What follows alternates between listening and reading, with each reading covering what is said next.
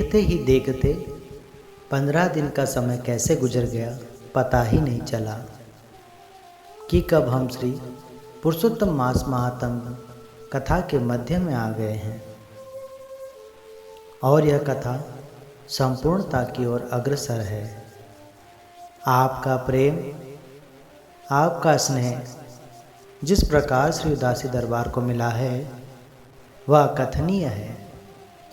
आप सभी का हृदय से हम आभार प्रकट करते हैं। धन्यवाद। आइए अब कथा में प्रवेश करते हैं। श्री गणेशाय नमः। बोलिए श्री पुरुषोत्तम भगवान की जय। जगत गुरु श्री चंद्र भगवान की जय। श्री पुरुषोत्तम मास महात्म व्रत कथा 15वां अध्याय। सुदेव को पुत्र की प्राप्ति एवं देव ऋषि के द्वारा गुण तथा दोषों का वर्णन करना।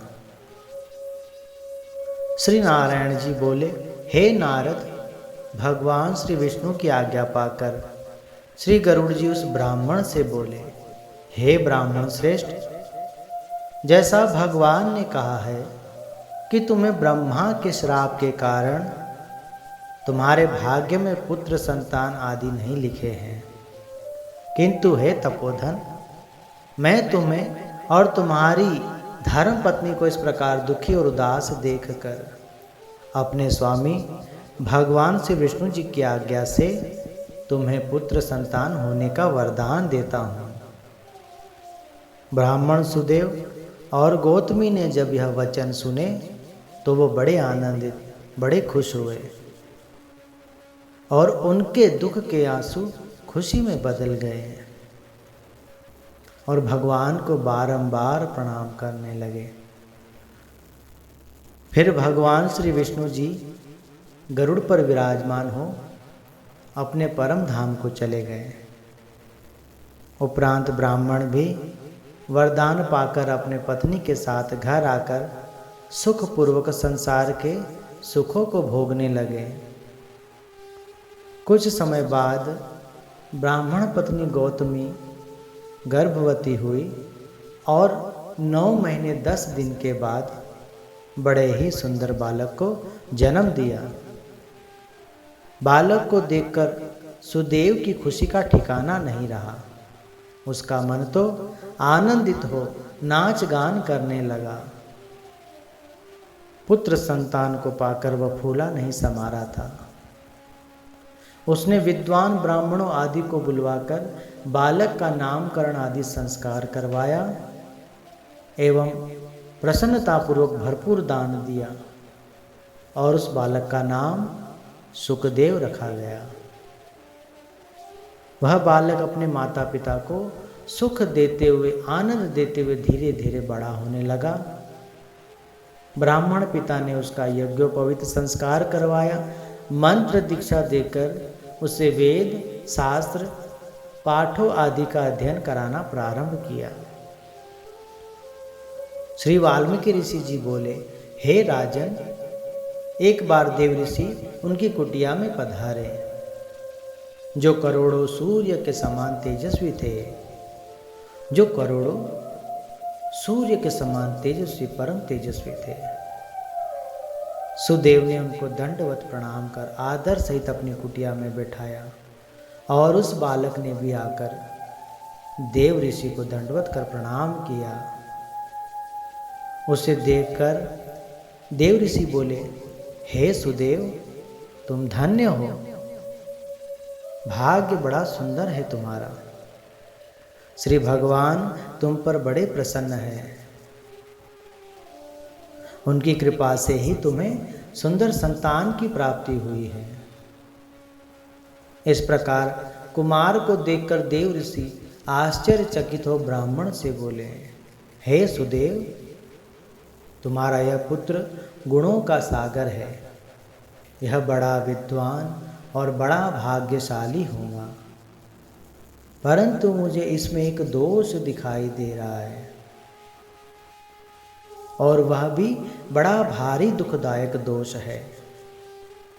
देव ऋषि आगे बोले, अन्य लक्षणों को कहूँ, पर कहने से पूर्व आयु का भी तो विचार करना आवश्यक है।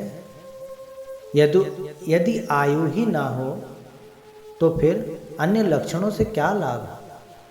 हे सुदेव सुनो, तुम्हारा पुत्र जब 12 वर्ष का होगा तब वह जल में डूबकर मृत्यु को प्राप्त होगा। इसमें कोई संशय की बात नहीं है, क्योंकि होनहार को कैसे रोका जा सकता है, वह तो अवश्य ही होती है। श्री वाल्मीकि ऋषि जी बोले। इतना कहकर देव ऋषि ब्रह्मलोक में चले गए। देव ऋषि के जाने के पश्चात ब्राह्मण और उनकी पत्नी अधमरे शरीर के जैसे मूर्छित होकर गिर पड़े। उनके हृदय को बड़ा आघात पहुंचा। कुछ समय बाद गौतमी ने धीरज रखते हुए खुद को संभाला और अपने पुत्र को हृदय से लगा लिया। आंखों में आंसुओं की धारा और विचार करने लगी, जिस पुत्र के लिए हमने इतना तरसा, जिसके आने से हमारे जीवन में अपार खुशियां आई, अब उसके जाने का दुख किस प्रकार सहन करेंगे। अपने पति को अत्यंत दुखी देखकर बोली, हे स्वामी, होनहार की बातों का ध्यान कर आप भयभीत ना हो। अनहोनी कभी नहीं होती, होनहार ही होती है। नियति प्रबल है और यह किसी से नहीं टली है। इसलिए हे नाथ, आप अत्यधिक चिंतित ना हो। हे स्वामी, भाग्य के वश ही श्री रामचंद्र जी को वनवास आदि दुख भोगने पड़े। राजा परीक्षित और राजा युधिष्ठिर आदि धर्मात्मा राजाओं को भी अनेकों कष्ट सहने पड़े, वह भी इनसे नहीं बच सके। इसलिए हे स्वामी, आप शोक और दुख को त्याग दो। भगवान की भक्ति में ही सच्चा सुख है। बाकी संसार सब व्यवहार दुख रूप तथा झूठा है। उठकर उसी भगवान का आश्रय लो, जिसके कारण सब सुखों की प्राप्ति होती है। इसलिए आपको सदा भगवान का चिंतन करना चाहिए, न कि इन विषयों के बारे में ध्यान दें। इसलिए कहते क्या, नाम सदा सुखदाई, हर को नाम सदा सुखदाई। नाम सदा सुखदाई, हर को नाम सदा सुखदाई। सतनाम प्रभु का सुखदाई, सतनाम सदा सुखदाई। सतनाम प्रभु का सुखदाई, सतनाम सदा सुखदाई। साचो तेरो नाम राम, साचो तेरो नाम।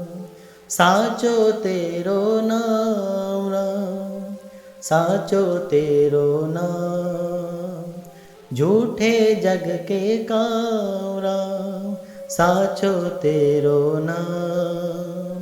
झूठे जग के काम राम, साचो तेरो नाम। साचो तेरो नाम, साचो तेरो नाम।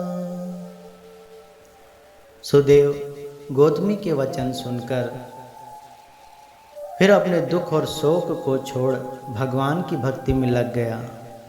जैसे तुलसीदास जी अपनी स्त्री के ताने सुनकर, कठोर वचनों को सुनकर घर संसार छोड़कर वन में जाकर भगवान का भजन करने लगे।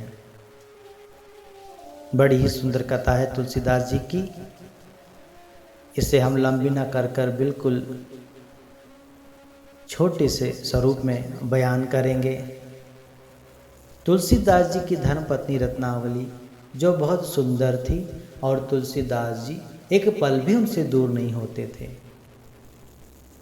हर घड़ी, हर क्षण, हर पल उनके साथ ही अपना समय व्यतीत करते थे।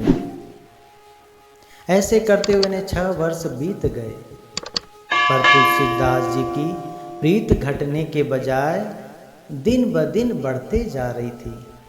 कई बार उनकी पत्नी ने अपने परिवार और सगे संबंधियों से मिलने के लिए भी प्रार्थना करती, पर तुलसीदास जी उन्हें हमेशा मना कर देते और उन्हें आज्ञा नहीं देते। किसी ना किसी कारण से उन्हें टालते रहते थे।